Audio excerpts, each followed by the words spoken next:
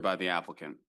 All comments, discussion, observations shall be made through the chairperson after proper recognition by the chairperson. This is necessary to ensure that only one person speaks at a time on any issue, thus making it easier for everyone to understand and for clear legal transcription. All persons addressing the commission shall begin by first clearly stating their name and address for the record. If necessary, the person may be asked to spell his or her name for the record. Following the presentation of the application, the Conservation Commission and Inland Wetlands Agency will ask specific questions of the applicant. After the commission has asked its questions of the applicant, I shall then allow any members of the public who wishes to speak either in favor of this application or against it to address the commission. I shall then allow the applicant to respond to the comments of the members of the general public. I shall then allow any members of the general public who wish to present any additional information or clarifying discussion to do so. I shall then provide an opportunity for the applicant to respond to these additional remarks if he or she or his or her representative so wishes. The Conservation Commission of Inland Wetlands Agency has 35 days from the date of the public hearing commences to complete the public hearing. The commission may ask the applicant for a 35-day extension of the public hearing if the commission requires any additional information or wishes to schedule a site walk to observe the situation for themselves. The Conservation Commission of Inland Wetlands Agency has 35 days from the date of when the public hearing is closed to render its decision.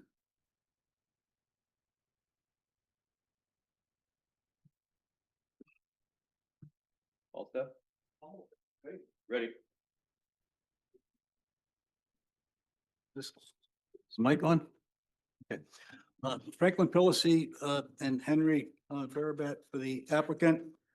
This is a continuation of a public hearing, and we have provided or will provide momentarily everything that the commission asked for. So I'll pass out some documentation and letters.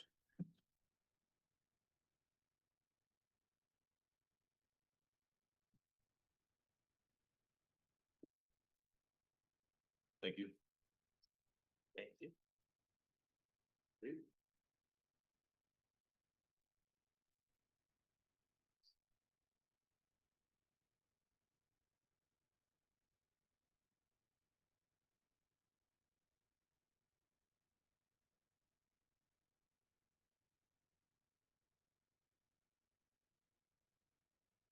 Now, Henry submitted the 10 copies of the revised plans, which include the remediation tree plantings that the agency requested.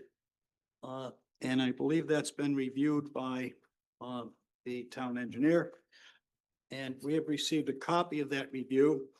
And although there are a couple of items that are not exactly on this plan, because we just saw this today, I don't think there's anything in this review that can't be handled with as conditions of an approval. They're all reasonably easy to accommodate and can be done. So I just want to get that in the record. Now, the packet that I passed out, the first item is a design sort of prototype of the stone wall that is being proposed. And just to emphasize again, as stated previously, the wall will be built not in the water, but will be totally on the applicant's property, and is really more for to prevent future erosion and so forth from the water from the lake. The second piece of paper in this package is a prior engineering report that was submitted that concludes that there'll be no adverse impact on the wetlands or the water body being the lake if the plan is developed and implemented as designed. And the third piece of paper with that initial filing is a copy of the health district approval of the septic design. The next document that I submitted is from Ian Cole, dated February 11th, 2026. And this is a supplement to the original soil testing report we submitted.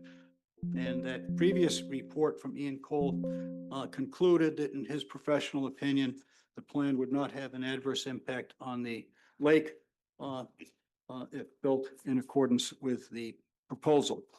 This letter is a supplemental filing, and it takes into account the trees that were cut on the property that was discussed at a prior meeting, and concludes that the cutting of the trees will not have an adverse impact on the wetlands, but it is a pretty thorough report, and it includes many pictures of the site.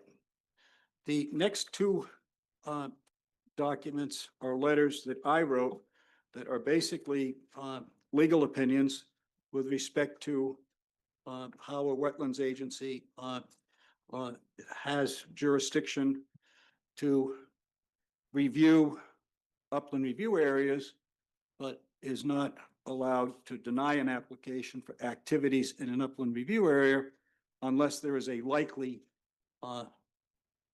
adverse impact to a wetlands or a water course. And the last submittal is we were asked for an example of what a dock might look like and the methodology of installation. And we provided that. This is not necessarily the dock that the applicant is seeking to build, but it is an example, and it talks about how these items are put together.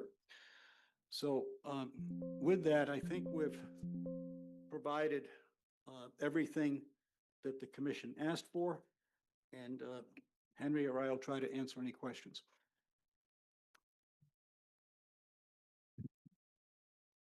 Last meeting, Excuse me? at the last meeting, we were discussing about a turnaround for the fire truck.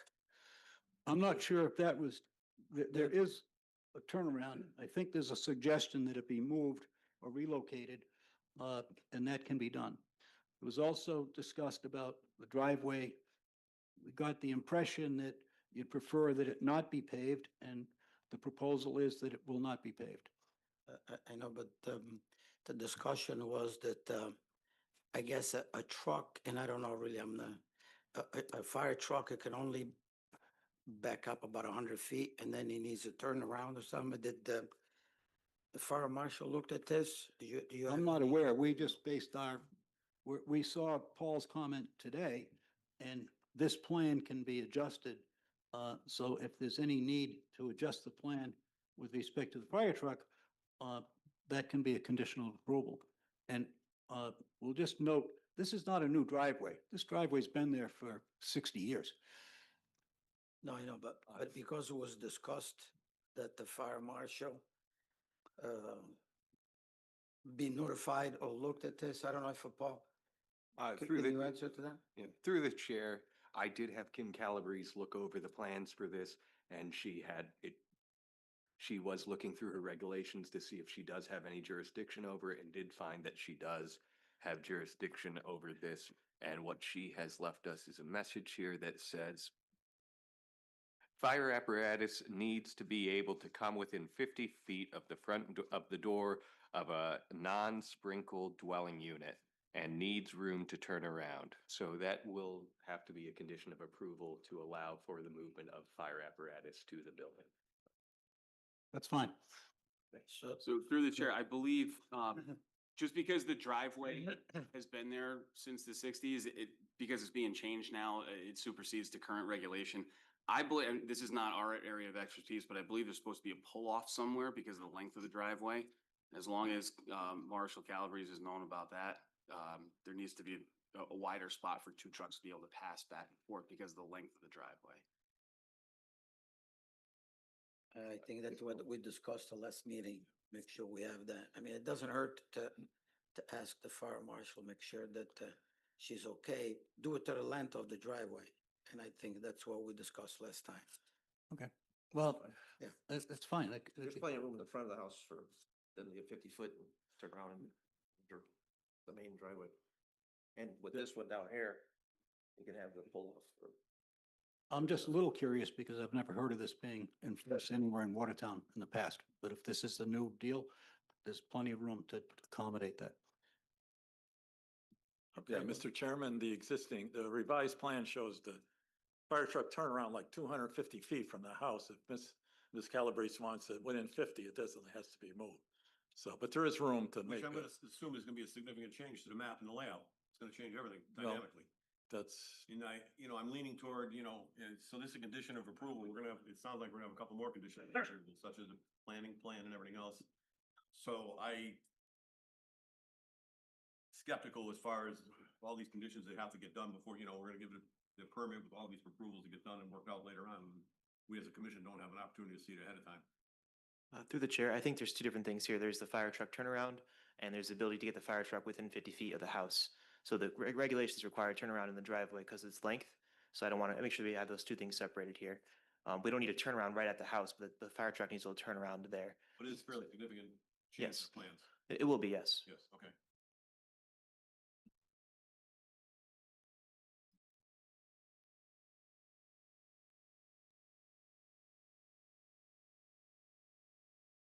And for Paul Bonavich's question regarding the plantings and stuff, there's 19 trees going in randomly placed. We don't know what they are and how big they're gonna be, and we don't know what they're supposedly replacing. The commission made it very clear that there had to be some remediation work done on this site because it was clear cut and basically, leveled, if you will. Sorry, can you? It was clear cut the property. We've gone over this in the prior when we asked for a detailed plan on what's coming in. I wasn't And really ref- clear was referenced- I I'm just sorry? clearing this up where the house is gonna go. Trees there and where everything is going. We didn't go clear cutting. The new report from Ian Cole shows all the trees that are still there. What size trees are they? Does it say here? That are being There's 4 planted? different types. 3-inch caliper, yeah, which is fair size. Yeah, fair size trees at breast height. So. And, Through the chair quickly, the plant list is at the top of that. I see it, I just, Different but trees, there's 19 just, randomly placed, they're on the map. Just doesn't There you go. define exactly which of the 19 trees is which, to give four options and don't just specify as this, what's going where exactly, so. Are they replacing the ones that were taken out? Or are they similar to? Yeah, don't they know. are, right, yeah, they are.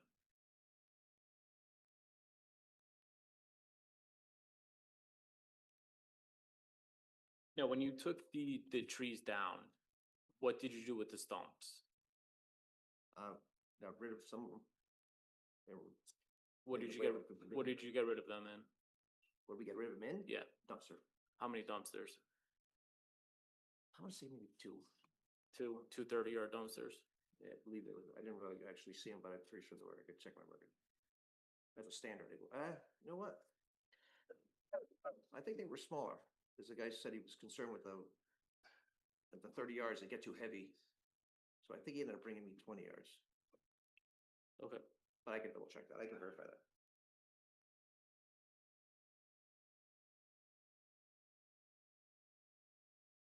Any other questions? Well, I think with 2 dumpsters going out, there's probably more than 19 trees that were taken down. I lack the firsthand exposure to the property. I didn't see the sidewalk, so I'm in the dark on that part. And Craig and Ned who were there, who were very and very vocal on this project, unfortunately aren't here for whatever reasons, we don't know. So I have no concept of what was there prior, and they've indicated there was quite a bit there prior to what's there now.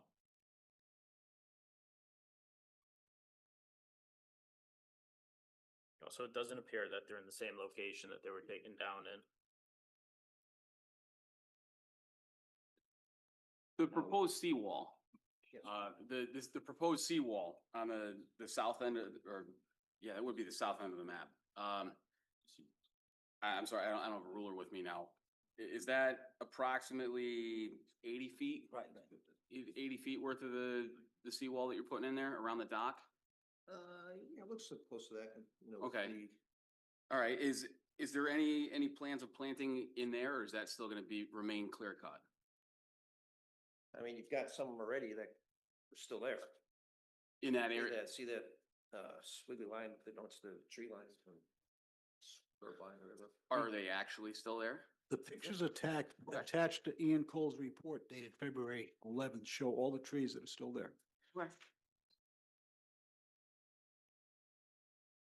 Yeah, well, you put down where the house is gonna go. Okay. And septic, of course, we can't plant over the leach field. Plant around it, I guess. Yeah.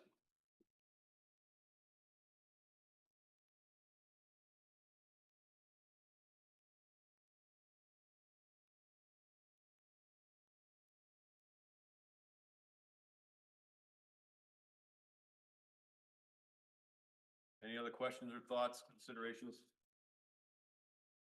This, Cameron, this beach area, I don't have the last map, with me. Is this in addition to beach area or was it on the last map? That's been proposed since the beginning. But there it says, okay.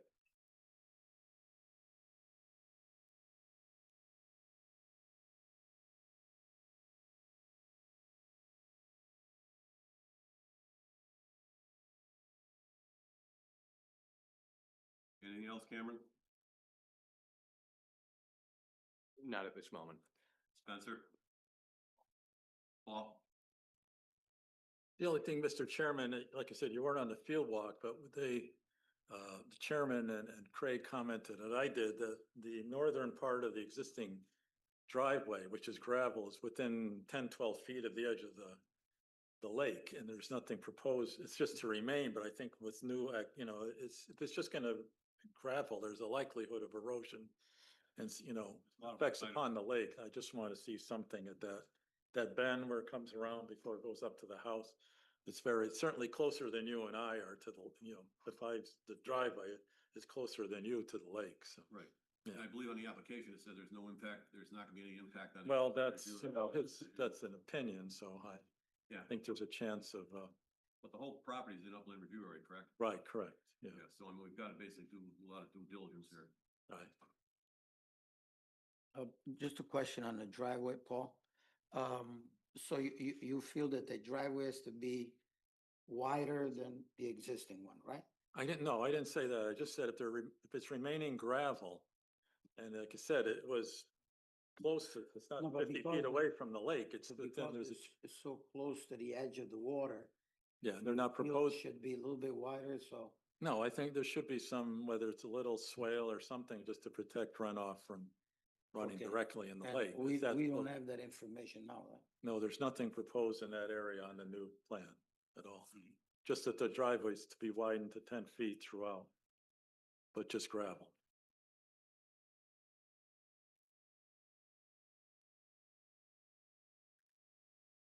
As previously stated, whatever Paul recommends for protection along the driveway, whether it be swale or some other method that is acceptable as a condition of approval. I think it should be submitted to the commission ahead of time so we can approve it on the plans that you guys submit. And we say yay or nay, or make the changes to it and then approve the permit, as opposed to giving it now, subject to do whatever you guys want to work out with the town. I think it's bypassing our committee. Well, I think they're two relatively minor issues that can be worked out from engineer to engineer. See, minor, they're basically the fire marshal just ruled, found out today or just gave us a text message now that none of us have seen other than we just heard it. And obviously there's an issue there for her. And if it's gonna be something where it's 250 feet or whatever, I mean, and again, it has to be 50 feet from the house, whatever the case may be, it's beyond my scope of understanding it right now. Well, I that's a mean, to make little, those changes to these maps and everything else isn't gonna just happen overnight. the fire marshal thing is a little bit of a head scratcher. I've never heard of that ever before in Watertown, so. We gotta find out what it is. We don't wanna, stop it, But we're agreeing to do it anyway, so. Right. So to the chair, the one concern that I have is, I brought it up before, I don't think it was made note of. We talked about the distance of 50 feet from the house and we talked about the turnaround at the house. But I know from a little bit of my experience that the length of the driveway has a lot to do with the fact that two trucks need to be able to drive side by side. I don't know the distance, and I'm pretty sure that based upon the length of the driveway, there needs to be a pull-off somewhere for a truck with the stable ground for a truck to get to one side for another one to come out. If it turns into a tanker shuttle sort of thing, if your house is on fire, two What trucks. regulations are you referring to? What? What regulations are you referring to? That's. They're NFPA regulations, National Fire Protection Administration. I don't know this I don't know the specifics on it, but I have a feeling that the marshal needs a better review of this just based on the length of the driveway. Cause I think there needs to be a pull off somewhere based upon the length of the driveway. That's my hiccup there. And I don't know where the pull off needs to be and where there's actually room to actually do that. I'd like to see that before we could approve it. But I think that's something that Marshall Calabrese needs to come about.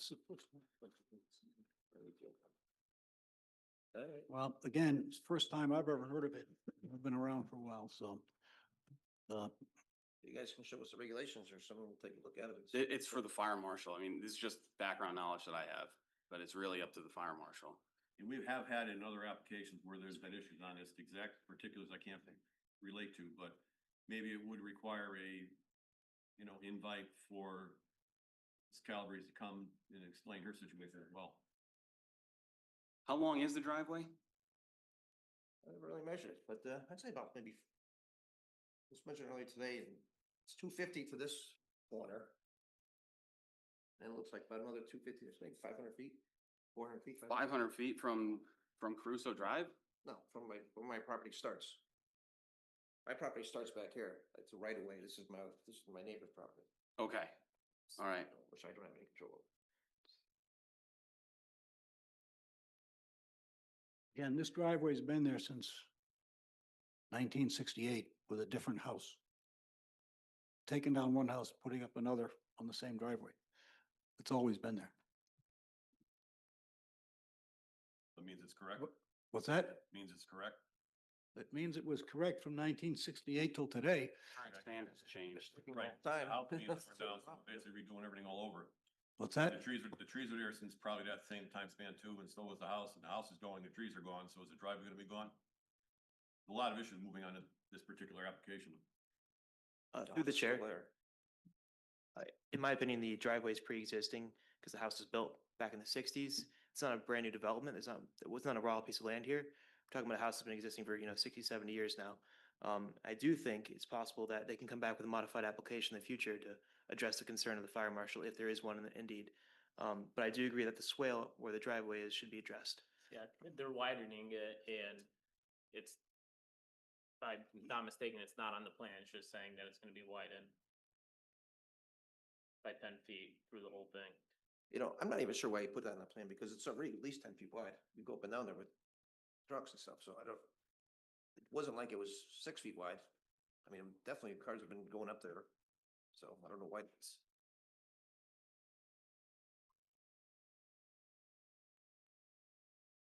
How wide does the driveway look to you, Paul? Existing driveway, shown on the plan. Some places it's 10, but I think some places maybe 8. I don't know. I don't have a scale with me. But if you made a note, it's going to be widened to 10. It's obviously less than 10 in some places, so.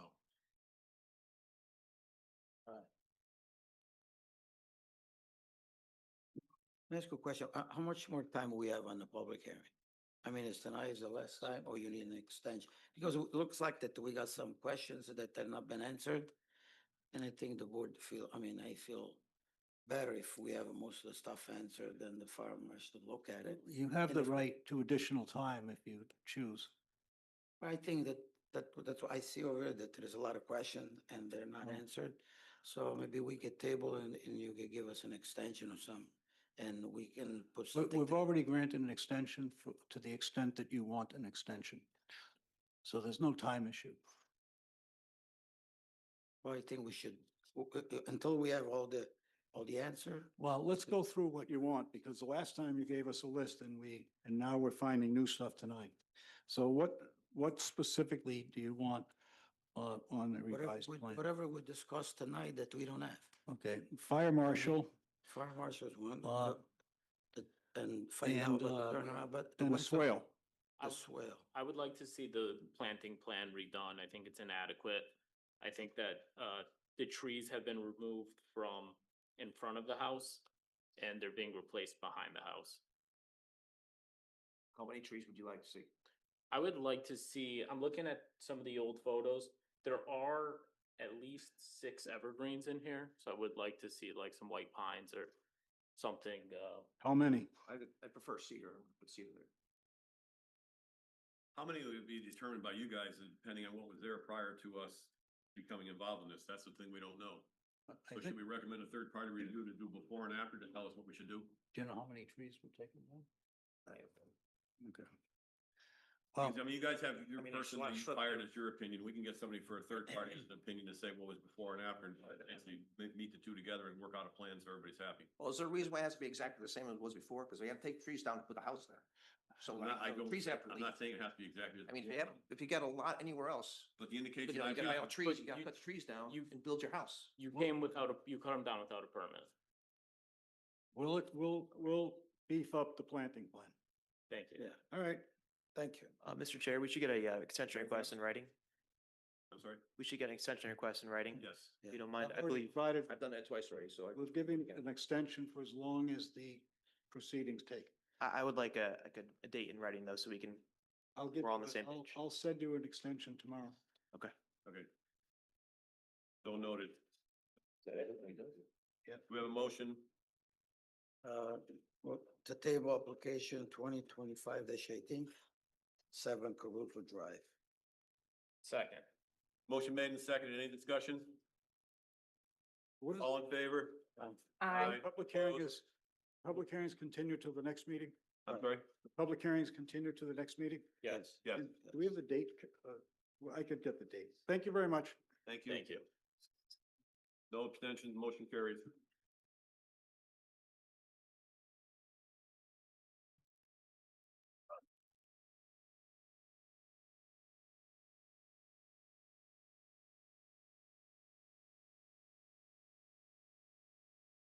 Item 6, pending application 2025-18, Henry Berberat, 7 Crusoe Drive. Do we have a motion?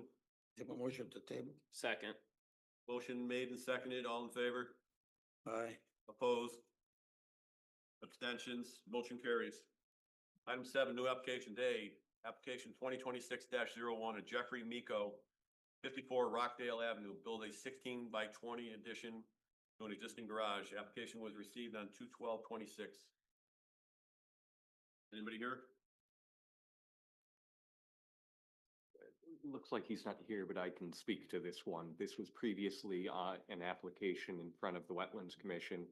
A site walk was scheduled. Me and Paul went to the site. It does look like it's a very flat plain there abutting the Steel Brook in the back. The expansion, I don't know if you want to speak to it, Paul, but I don't believe it would affect the wetlands. And for me, I would like to leave it up to the chair if you want to do it, just to not a condition of approval. I apologize, and agent approval for that. What, do we, is this game before us? Previously, yes. I don't recall it. No, what, how long ago? Yeah, a few months ago. It wasn't last, yeah, when was it? No. No. Paul, do you remember the site walk? I remember the sidewalk as just Cameron and I, no one from the commission was out there. This was maybe in November or December, I forget which month it was. I want to say November. Okay. One of the ones that had their meeting canceled. I don't have any. No. Yeah. I don't remember. They're not here. Let's just table it and we can talk about it with the applicant the next meeting. Yeah. Okay, Right. sounds good. Do we have a motion? Motion to table application 2026-01. Second. Motion made and seconded. Any discussion? All in favor? Aye. Opposed? Abstentions? Motion carries. Okay, item 7B, application 2026-02, TFF Services, Tyler Falcone, 30 Placenti Avenue, Oakville, placement of boulders to mitigate further erosion. The back of Turkey Brook application was received 2/12/26. Good evening. Evening. State your name for record, please. Tyler Falcone, owner of TFF Services. Want to go through the application a little bit, or? Yeah, so if you look at the pictures I provided, you can see the erosion on the back of the customer's property.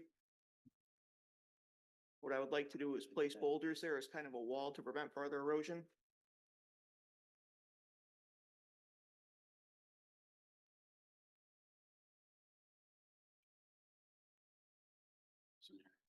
have pictures?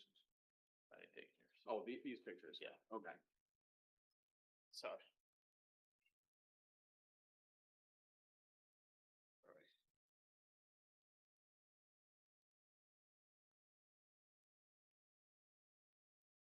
Yeah, What do you try to put, Stabilizing the bank? stabilize the Correct. bank? How far the stones are gonna be from the water? Right on the edge, what size stones? 2 to 3 foot.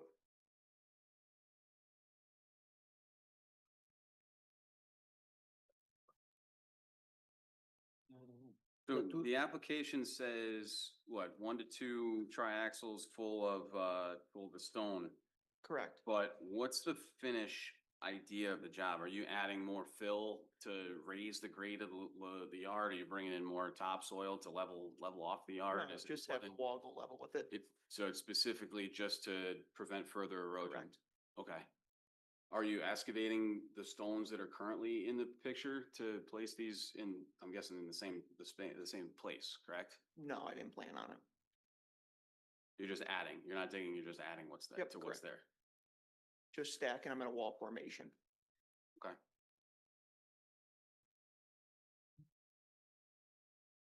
Doing this with an excavator? Yes. With a thumb, so it'll be placed nice and gentle. It's not like they're gonna be rolled in there.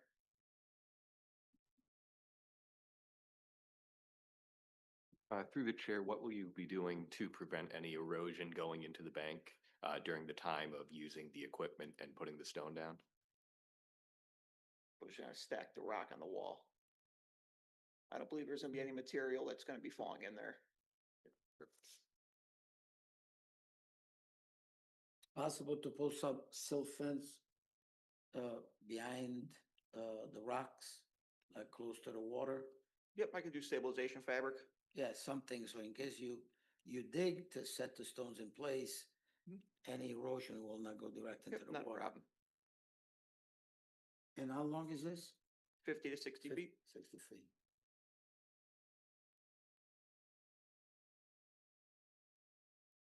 There's not gonna be any concrete or asphalt. Straight natural rock. Any other questions, Commission?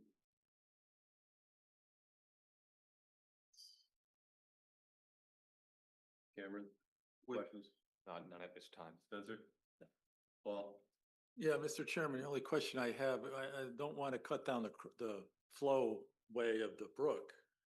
If he's just going to be placing the stones on the existing ground, it sounds like that could occur, so I'm not, I mean, I haven't seen these pictures or whatever he's proposing. Carol, could you give? It's hard for me to picture how you're gonna place stones without restricting the flow of the water, without excavating what's already there to get the stones down to the base. Like normally, you have machines. Yeah. You gotta dig out something in order to replace it with stone. Right. It's hard for me to believe that you're just gonna throw the stone in there, place it in there, gently or not, without excavating something in order to get the stones in the bank that I see in the pictures right here, Okay. without putting them in the actual flow path of the waterway That's, and constricting that. I mean, with, like, you're talking sandbagging it, like, there's some erosion control measures that have to be taken here. It's not, I know it's a brook, but Yeah, we just don't want these stones added onto what's there. You're going to decrease the flowway. No matter, I don't know what thickness these are, but just, this is a little more involved than just placing stones on a bank. at least taking the Yeah. brush out, like, Right. you know, I don't know if there's maybe a couple trees in the way too. I'm not sure what this. Your plan is to remove any of the trees that are on the edge of the waterway? No, I was gonna leave them. Okay, that split rail fence that's there is staying? That's what the customer would like, yes. Okay. And when you put the silt fence, you will notify the town, so that way they can come and look at the silt fence before you do it, right?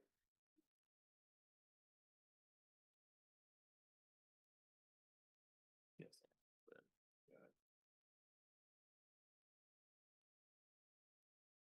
Sounds like we need something more a little defined of a plan to do this because it's not seems like it's gonna be a fairly significant project if it goes awry.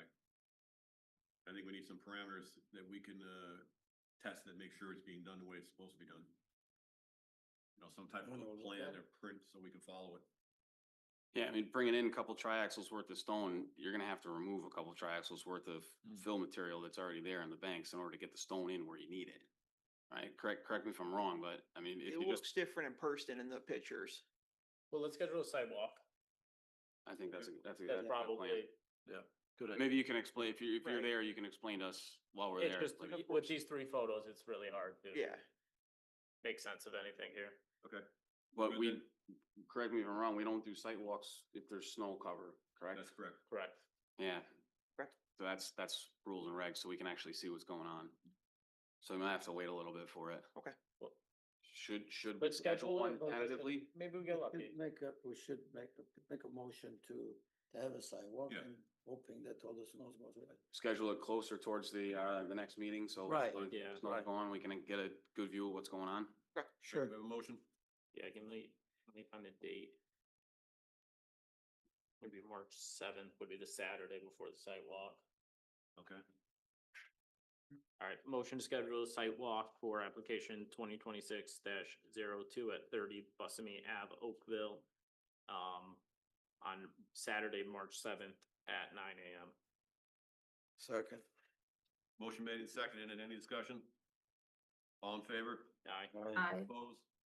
Abstain? Motion carries. Okay, can I have a motion to table? Make a motion to table application 2026-03. Second. Second, 02. Discussion? None? All in favor? Aye. Aye. Opposed? Abstained? Motion carries. Thank you.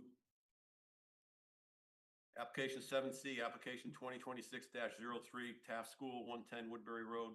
Construction of two new 10,546 square foot built dormitories along with associated site improvements and utility infrastructure. Application received 2/12/26.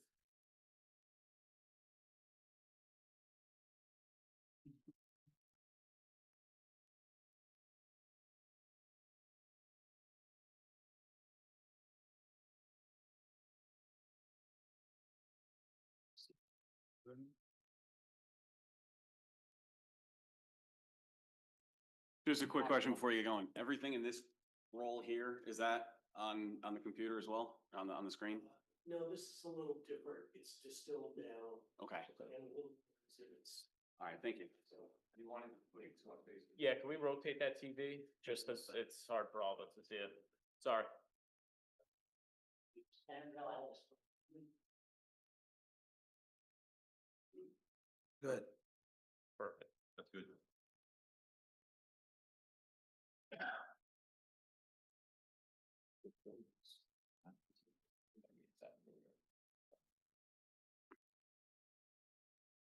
Okay, does the red mean it's on? Okay. Yes, you're on.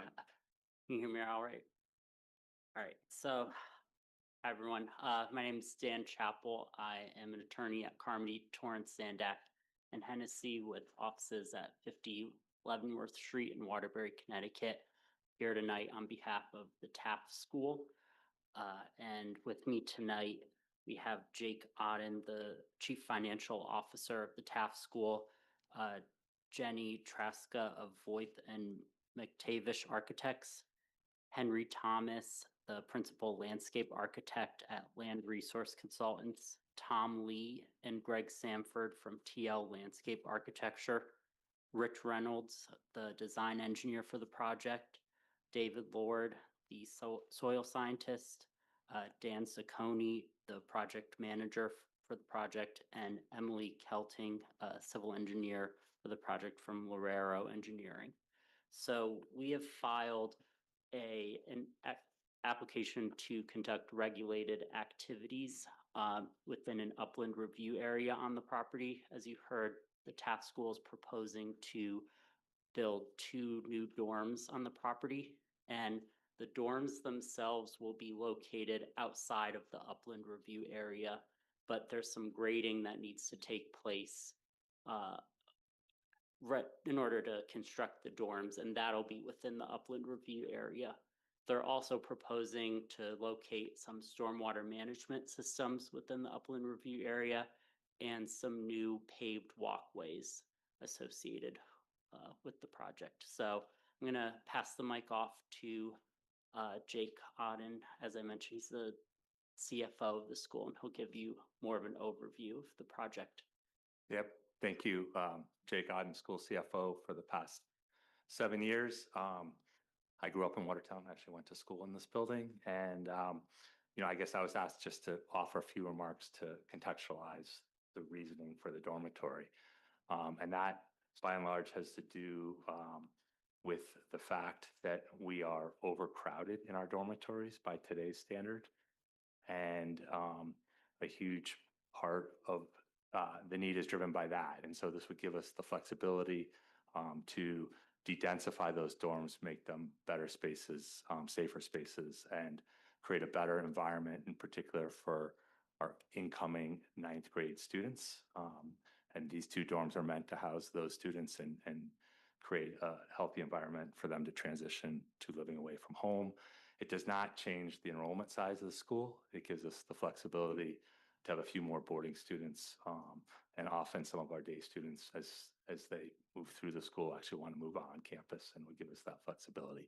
So it's really a function of programmatic need, and it will serve our students well. And like all of our residential housing, it also houses adult members of our community who have to oversee high school students.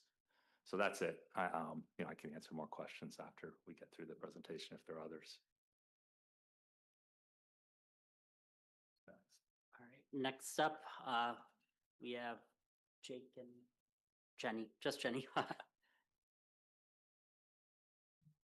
Thank you all for your time this evening.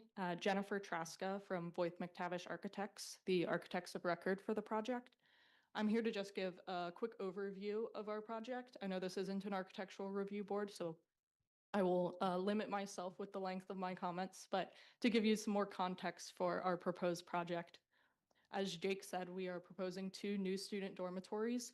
The dorms are mirror images of one another, so all of the facts and figures I give apply to both dorms equally. For the exterior of the building, our main design intent was to really blend our dorms in with the existing core of campus and provide buildings that look like they have been on Taft's campus for generations. We achieved that through using the same materials that exist already on campus, specifically brick with stone detailing and a true slate roof, copper gutters and downspouts, all of the things that you currently see when you drive by Taft's campus. These materials are not only true to Taft, but they are also long-lasting materials, so they'll allow our building to serve the Taft community for generations and generations to come. Next slide, please. Our dormitories are about 45,000 gross square feet, spread across 4 residential floors and the attic and basement, which hold mechanical spaces. We are using geothermal heat for both buildings. Each building has its own well field. Looking at our diagrammatic plan, we have our entrance on that bottom right corner, which leads into the orange common room, really celebrating the benefits of communal living for these dorm students. Moving outward along the 2 wings in red are our dorm rooms. There are 68 student beds per building, spread throughout double and single units. At the end of each wing, shown in teal, are our faculty houses. There are 5 faculty units per building, ranging in size from 1-bedroom units to 3-bedroom houses. These faculty apartments are the furthest out towards North Street, and our building does kind of step down in size as we move away from the heart of campus. And with that, I'll turn it back over for site plan details. Thank you.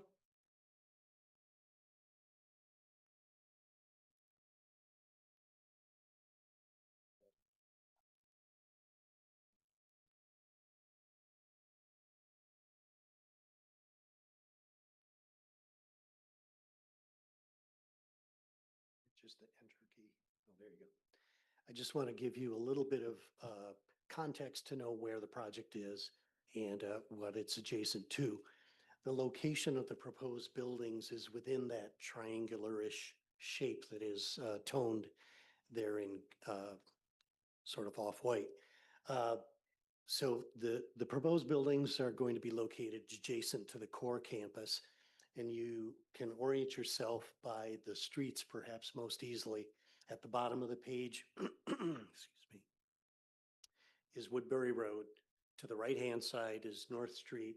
And then in between those two is DeForest, or basically Route 6. So this would be down the hill from the main intersections and around the corner from the main arrival circle. The proposed project does not change anything in terms of circulation on or off either streets. That is North Street or Woodbury Road. It is located in a flattish area that is adjacent to the core. You can see that there's a softball field underneath. There's a baseball field adjacent. The topography of the site generally is moving from the lower right to the upper left, and that's generally where the grade is falling. It's also falling from North Street down to the area where the softball field is. Both of those areas are actually down gradient from the Potter's Pond, which you see in the center of the image. Rich, you could flip a slide. And so the pond has a wetland directly at the water course line, more or less. Our consultant will explain that. And then we also have a wetland at the north end of the site, the north end of the frame here on the other side of the baseball field is where there is a stream that much of the campus eventually runs to and runs off-site to, I believe it's Steel Brook, if I'm not mistaken. But the softball field and much of the baseball field is actually below the level of the pond. So this area does not on the surface run into the pond. And largely the perimeter of the pond is either turf grass or buildings and other physical improvements that have been made over time. At the stream, it's all pretty much the existing native water's edge. Go ahead and switch, Rich. This is just a big broad panorama from sort of the other side of the pond or other end of the pond looking back toward the project site. You can see the trees in the background are the trees that are between the site and North Road. And you can see the stack on the central plant where the stream is over to the left. So largely this is the characteristic of, kind of the visual landscape around there. Go ahead and switch, please. Now, this drawing we inserted as an exhibit just to let you know what's actually occurring within the regulated area. Might be a little hard to discern, but there is a green-blue line that is outside of the pond. That's the limit of the 150-foot regulated area. Around the pond edge is a blue line, which represents the wetland flagging. And the orange hatched area is where the new sidewalks are proposed. The blue lines that you see, one triangular corner of, is a small portion of our infiltration or our stormwater detention system that would also be within the regulated area, and a little bit of fill. Beyond that, there would be re-landscaping and things like that to go into this. So that's the extent of the encroachment. Go one more slide. Just to address the wetland corridor along the stream, there's no proposed activity within the regulated area, and certainly no proposed activity in the stream itself. We do have a stormwater discharge that ends up taking, that is incorporated into existing systems down there, but we are not creating anything new within the regulated area of that part of the site. So you'll switch. We'll let David talk about delineation.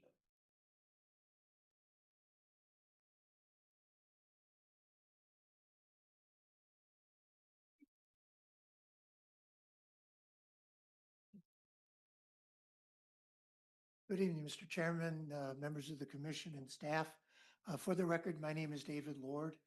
I'm a professional soil scientist and environmental consultant. My company is Soil Resource Consultants, and I have an office in Meriden, Connecticut.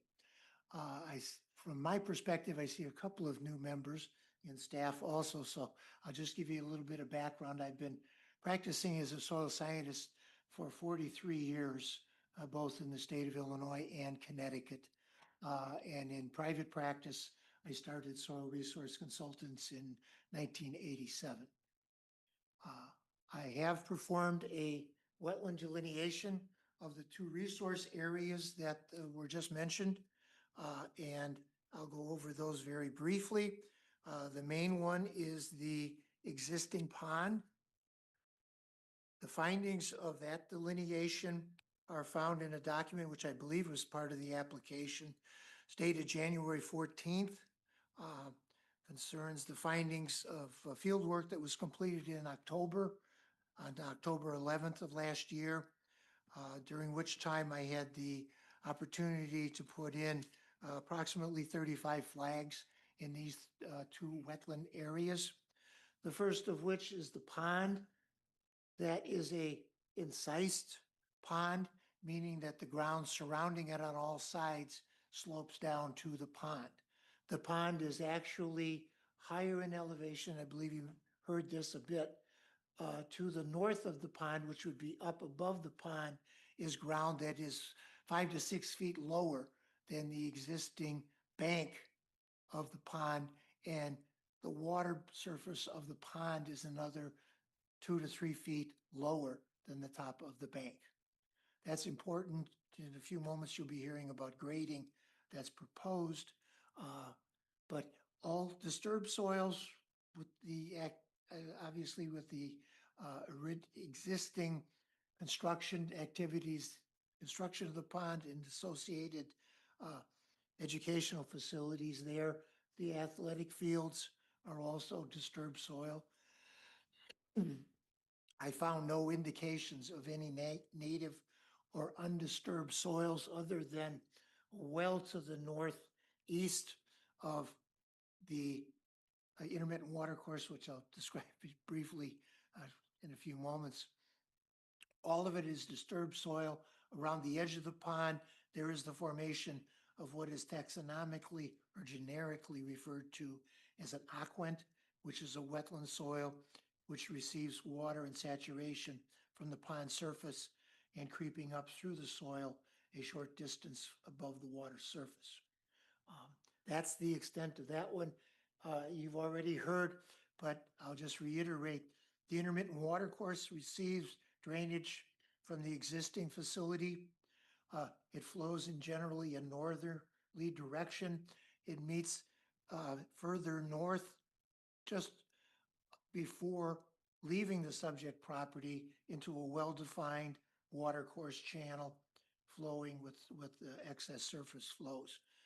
There's an existing plunge pool at the main outlet, which is at the far southern end of the intermittent water course beginning. That's stone lined, as is most to not all or all of the intermittent water course, which is rock covered through Mother Nature's process of uncovering the underlying soils, underlying stones in the soil itself. There are maps of the activities in the approximate area that I set flags at. Upland soils, as I mentioned, again, is taxonomically or generically referred to as upland Udarthen soils because of their historic past. Anyone have any questions on the delineation of wetlands on the property?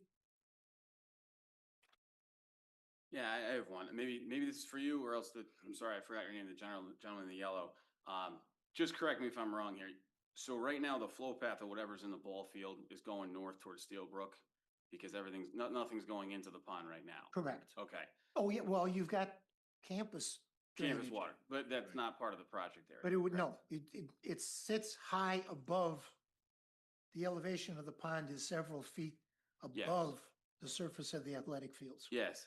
I'm just estimating here. The detention area that you described previously, that's maybe 50 by 80. I'm looking based upon the scale. You're going to fill that area, bring it up, correct? Is that going to change the flow path into the pond? Is the detention basin going to capture everything that might be flowing back towards the pond? You are jumping ahead of our story a little bit. We will answer that. I think the short answer is yes, that is correct. But we'll have an engineer that will talk to the stormwater flow. Trying to get out of here quick, that's all. Go ahead. Sorry.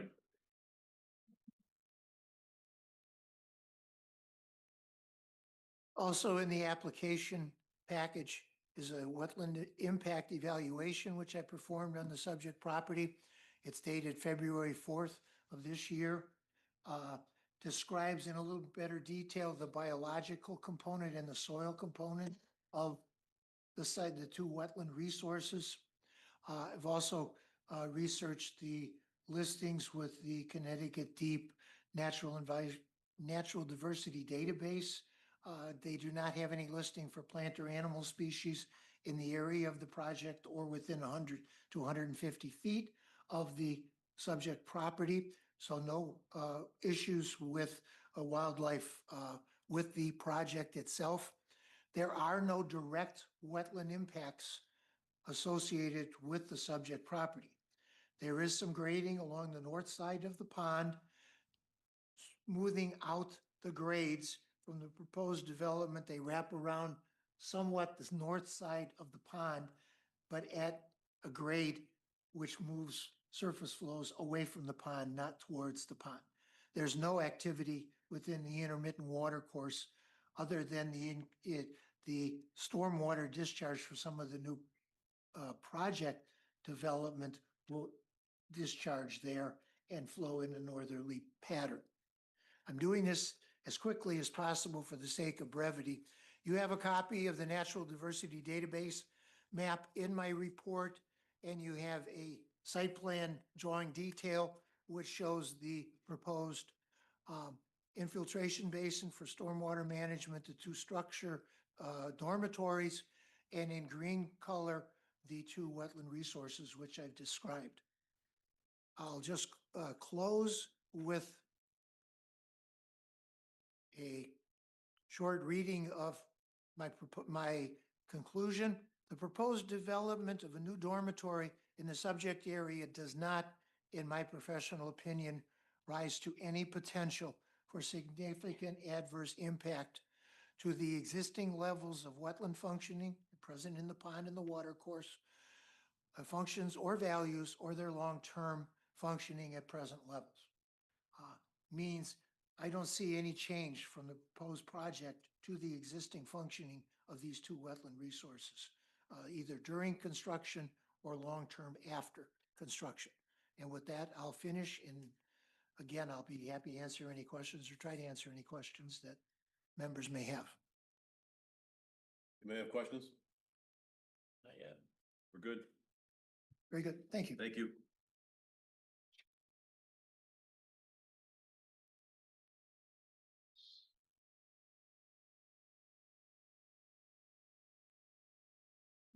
Good evening, Tom Lee, TL Studio Landscape Architect. So I'll talk about the site plan and landscape plan. The design of the quadrangle landscape and the gray landscape, much as the architecture is designed to fit with the rest of the campus, we wanted to make sure the new quadrangle space is well connected and seamlessly knitted into the overall campus open spaces. And that's the one reason main reason the grade was lifted a bit so that we don't have a low condition that creates a lot of steps and accessibility issues. The design proposes a unique identity for the quadrangle in this oval elliptical shape open lawn. And then adjacent to that are infiltration gardens that help to manage with the underground, the below surface storage system also helps to manage the roof runoff from the buildings. There's a access drive to starting at the main circle that runs to the north along the, following the contours of the hillside to minimize disturbance as much as possible. And along that series of stormwater basins, those linear features, they're all vegetated to manage and cleanse runoff from the road. Essentially, there's a generous planting of trees that continues the campus landscape character of open lawns, shade trees, some ornamental trees. And I believe we even have a planting plan that shows that majority of the species are all a native palette. And yeah.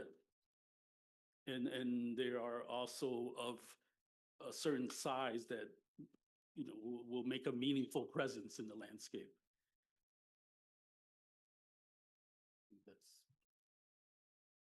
Thank you. Thank you.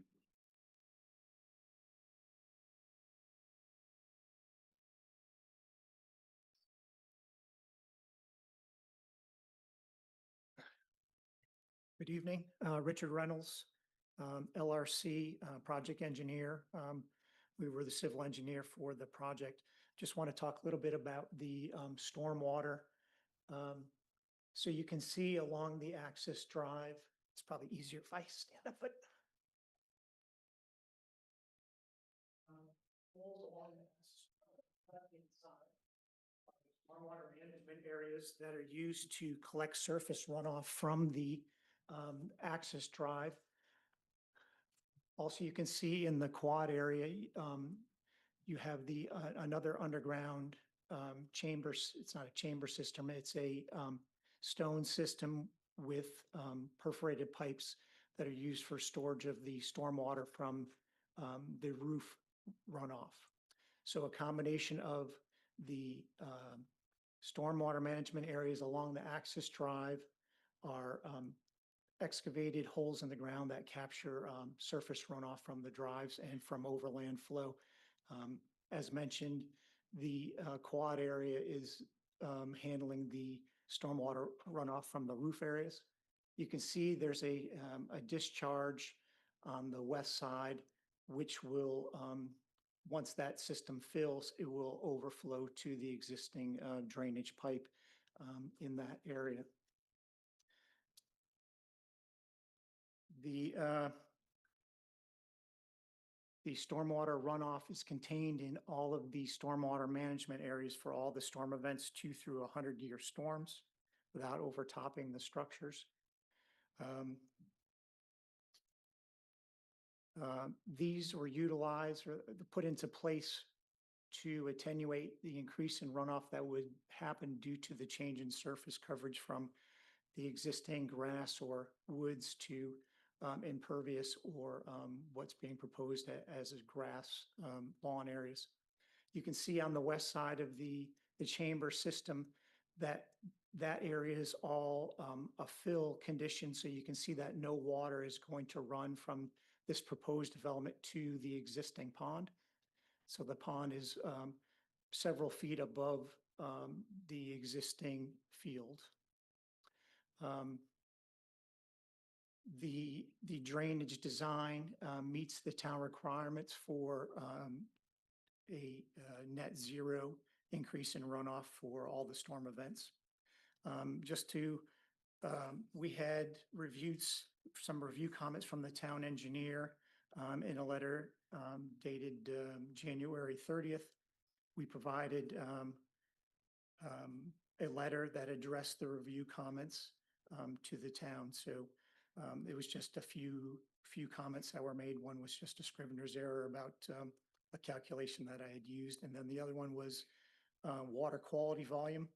So in all these stormwater management areas, the water quality volume required by DEP is contained in all these stormwater management areas below the outlets, so that it's stored in there, lets the sediment settle out before it leaves all the stormwater management areas.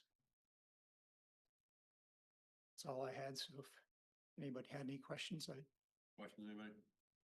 Staff, anybody? Thank you. Thank you.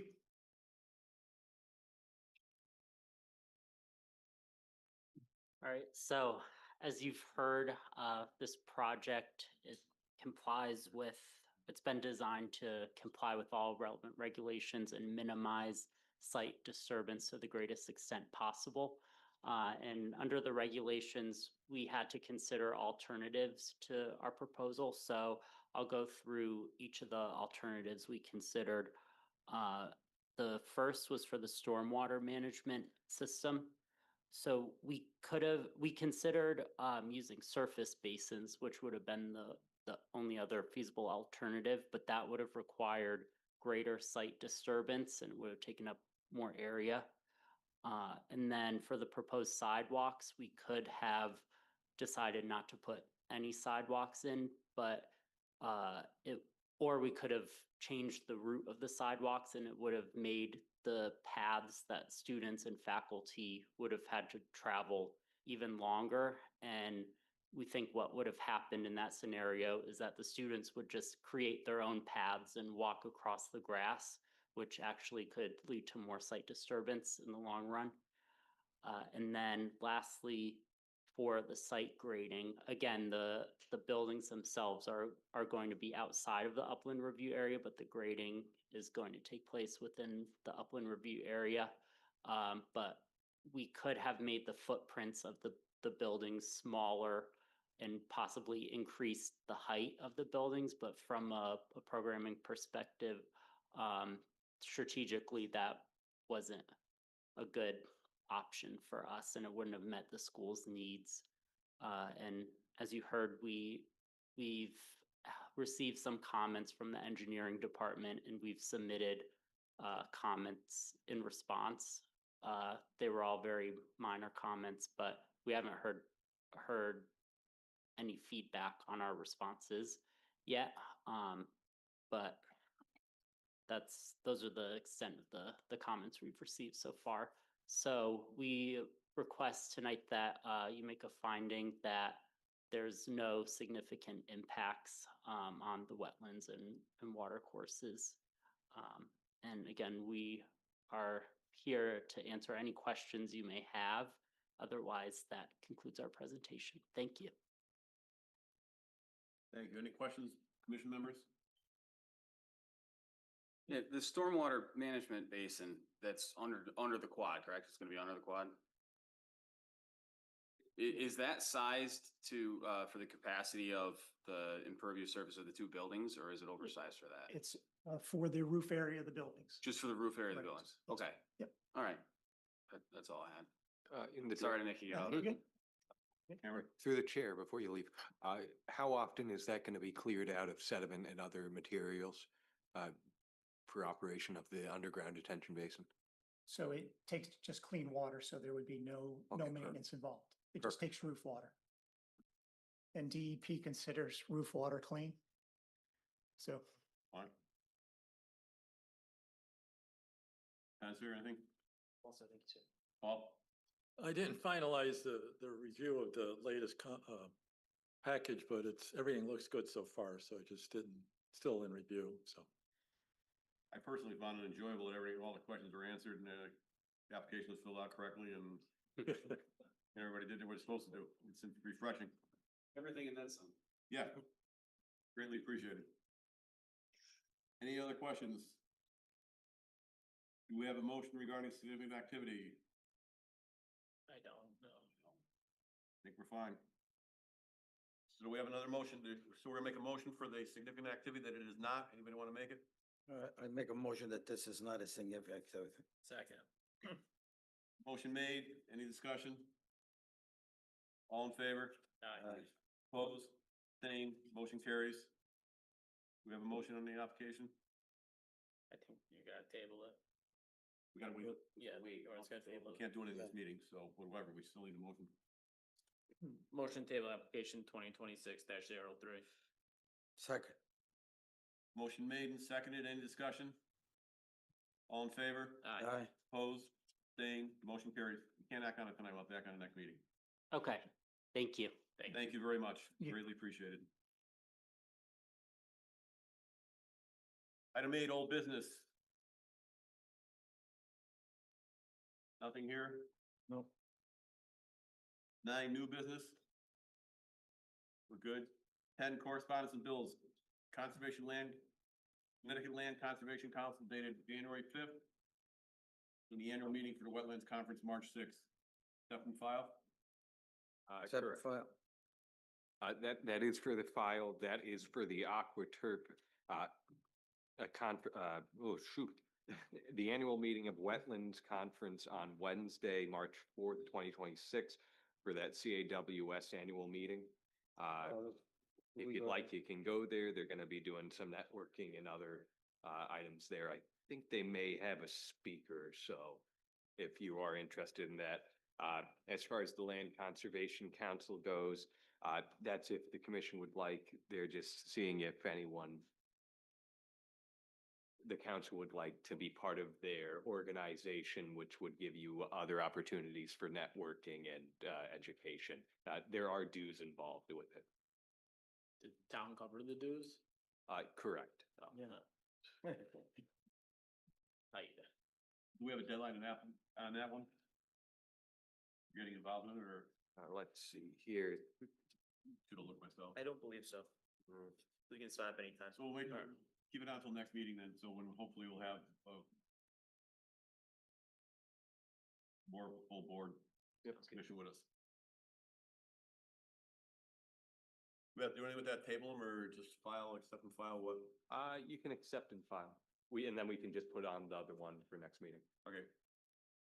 So you wanna make a motion? Motion to accept and file the correspondence and bills. Second. All in favor?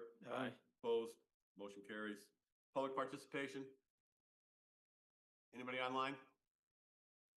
Seeing nobody, close public participation. Reports, officer and commission, committee reports. I have none. Do we have any over?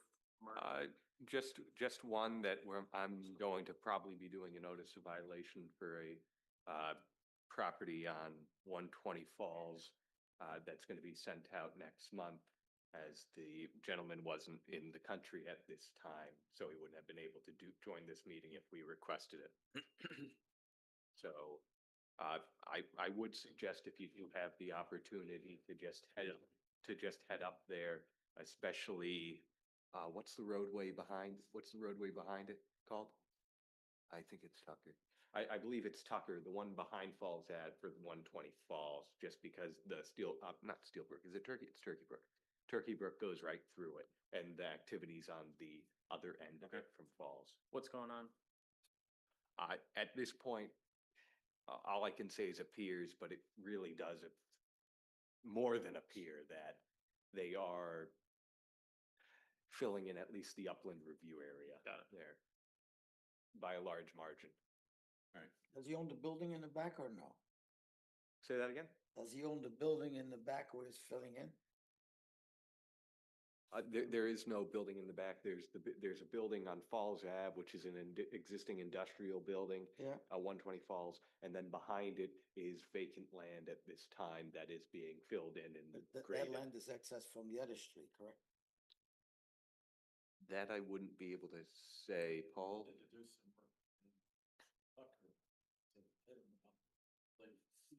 Is this Mr. Stack property? That's Mr. Stack, yeah. Oh. Yeah. So enough said, no. Yeah. You may want to check on contamination.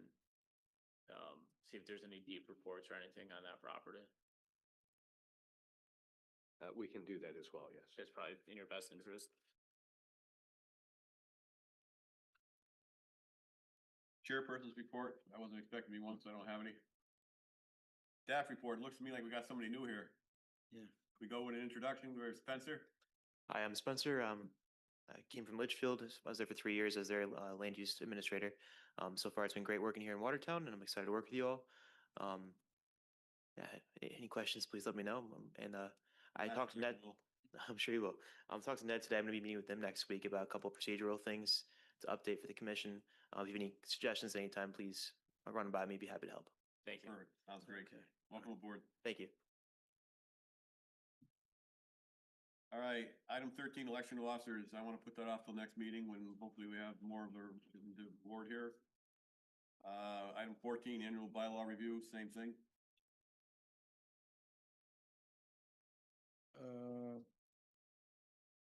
Just want you to know that I spoke with the president, the chairman, and he says he will accept it if we vote on it, What was that? for election of office. I, Oh, you want to do it next week? I don't think. Yeah, we'll do it next month. Okay, no problem. Next time would be good, gotta make sure everybody's here. Good. We need a motion to table item 13 and 14 until next meeting. Second. I would go with that, yes. Motion made and seconded to table items 13 and 14, all in favor? Aye. Opposed? Abstain? Motion carries. Adjournment. Move to adjourn. Second. Thank you. Recording stopped. I can go back.